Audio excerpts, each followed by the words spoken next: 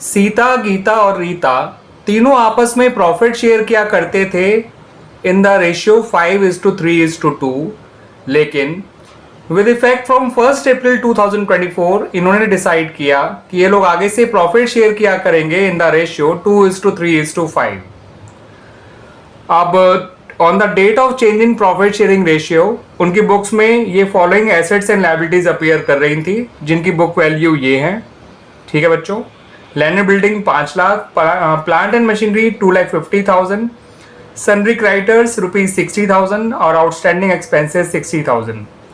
लेकिन जब इनकी वैल्यूज को रिवाइज किया गया तो land and building I ₹5,50,000, plant and machinery 2,40,000, sundry creditors ₹55,000 और आउटस्टैंडिंग एक्सपेंसेस ₹75,000।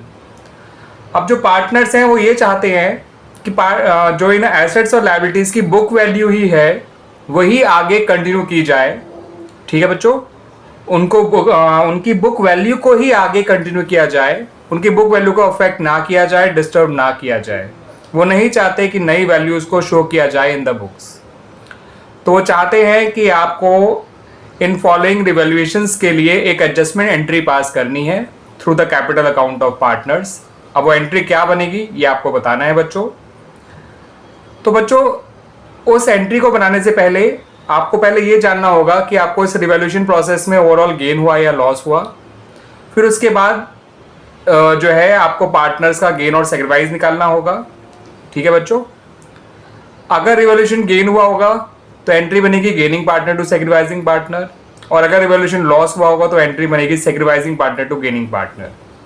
तो आइए पहले रिवैल्यूएशन में गेन हुआ या लॉस हुआ पहले यही जान लेते हैं, फिर बाद में ये जानेंगे कि कौन सा पार्टनर गेन कर रहा है, कौन सा सैक्रिफाइस। तो बच्चों आप निकालिए नेट इफेक्ट ऑन रिवैल्यूएशन। ठीक है, आप लोग पूरा वर्ड सेंटेंस लिखिएगा इस तरह से, नेट इफेक्ट ऑन रिवैल्यूएशन। तो बच्चों लैंड एंड बिल्डिंग में आप देख सकते हैं क्या हो रहा है, वो 5 लाख से 5,50,000 हो रही है। इसका मतलब उसकी वैल्यू को 50,000 इंक्रीज करना है। प्लांट एंड मशीनरी में आप देख सकते हैं उसकी वैल्यू 10,000 कम हो रही है, तो इसको ऐसे लिख दीजिए। क्रेडिटर्स कम होना बिजनेस के लिए फायदे की बात होती है, क्रेडिटर्स 5,000 कम हो रहे हैं, ये बिजनेस के लिए फायदा है। आउटस्टैंडिंग एक्सपेंसेस बढ़ना बिजनेस के लिए नुकसान होता है, तो उसको माइनस में लिखिए 15,000।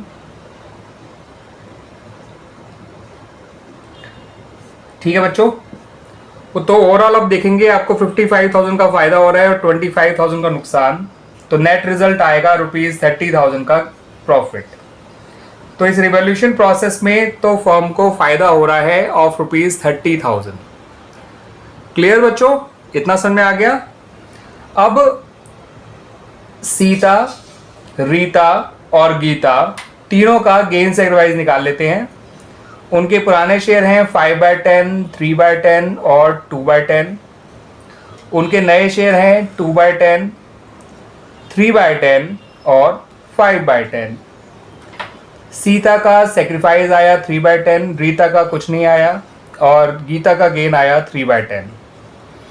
ठीक है बच्चों, इनके गेन और सैक्रिफाइस को आप मल्टीप्लाई कर लीजिए इस रिवैल्यूएशन प्रॉफिट से, यानी कि 30,000 से। ये आंसर आएगा 9,000, ये आंसर भी आएगा 9,000। जो पार्टनर गेन कर रहा है वो डेबिट हो जाएगा, यानी गीता डेबिट हो जाएगी, और जो पार्टनर सैक्रिफाइस कर रहा है वो क्रेडिट हो जाएगा, यानी सीता क्रेडिट हो जाएगी। अब आपको केवल एंट्री बनाकर दिखानी है बच्चों। तो एंट्री क्या बनेगी बच्चों? एंट्री बनेगी Geeta's capital account debit to Sita's capital account. तो एंट्री यहां बना लीजिए बच्चों, गीताज कैपिटल अकाउंट डेबिट। आप तो प्रॉपर जर्नल का फॉर्मेट ड्रॉ करके बनाएंगे, मैं यहां पर बना रहा हूं। ठीक है बच्चों, to Sita's capital account. Amount आएगा 9,000 और इस तरह से आपकी ये एंट्री बन जाएगी। क्लियर बच्चों? तो पहले आपको नेट इफेक्ट ऑफ रिवॉल्यूशन निकालना है, जो कि ये निकल कर आया प्रॉफिट। फिर आपको हर एक पार्टनर का गेन और सैक्रिफाइस निकालना है, जो यहाँ पर निकल कर आया सीता का सैक्रिफाइस और गीता का गेन। और फाइनली आपको ये एंट्री पास करनी है, Geeta's capital account debit to Sita's capital account. यानी इसकी नरेशन लिख दीजिएगा, adjustment entry pass for revolution gain. ठीक है बच्चों, adjustment entry pass on revolution gain या फॉर रिवॉल्यूशन गेन। क्लियर बच्चों? आशी, किरण और मधु ये तीनों पहले आपस में प्रॉफिट शेयर किया करती थी इन रेशियो 3:2:1, लेकिन विद इफेक्ट फ्रॉम 1 अप्रैल 2024 इन्होंने डिसाइड किया कि ये लोग आगे से प्रॉफिट शेयर किया करेंगे इन रेशियो 2:1:3। और जिस दिन इन्होंने अपना प्रॉफिट शेयरिंग रेशियो चेंज किया, उस दिन उनकी बुक्स में ये फॉलोइंग एसेट्स और लायबिलिटीज जिनकी बुक वैल्यू ये थी, ये इस वैल्यूज पे अपीयर कर रही थी। ठीक है बच्चों, ये इनकी बुक वैल्यूज हैं। बाद में इनकी बुक वैल्यूज को रिवाइज किया गया, तो ये इनकी रिवाइज वैल्यूज हैं। लैंड बिल्डिंग 5,50,000 से 5 लाख हो रही है, यानी इसमें 50,000 का डिक्रीज आ रहा है।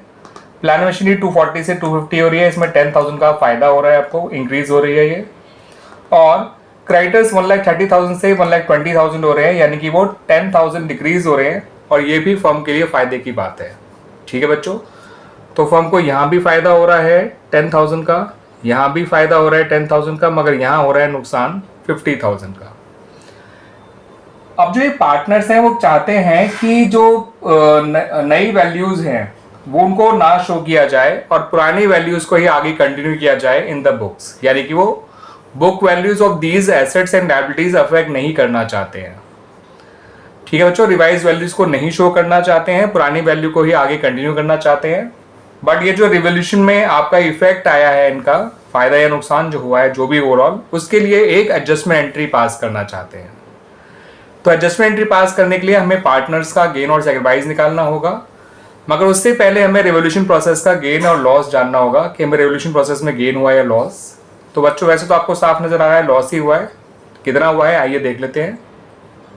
आप ये हेडिंग लिखिएगा बच्चों, नेट इफेक्ट ऑन रिवोल्यूशन, और इस तरह से स्टेटमेंट बनाइएगा। लैंड बिल्डिंग आपकी डिक्रीज हो रही है 50,000 से, तो यहाँ पे आप 50,000 नेगेटिव बना दीजिएगा। प्लांट मशीनरी इंक्रीज हो रही है 10,000 से, आप यहाँ पे 10,000 बिना ब्रैकेट के लिखिएगा। क्रेडिटर डिक्रीज हो रहे हैं आपके 10,000 से, ये भी फायदे की बात है, इसे भी आप प्लस में लिखिएगा, मगर आपका जो ओवरऑल आंसर है वो आएगा -30,000। इसका मतलब ये हुआ कि फर्म को रिवोल्यूशन में लॉस हो रहा है ऑफ ₹30,000।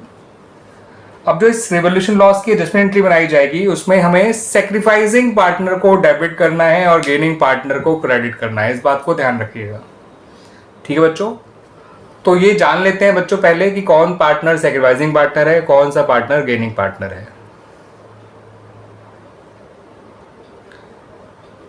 तो बच्चों आशी, किरण और मधु, इनके पुराने शेयर हैं 3/6, 2/6 और 1/6।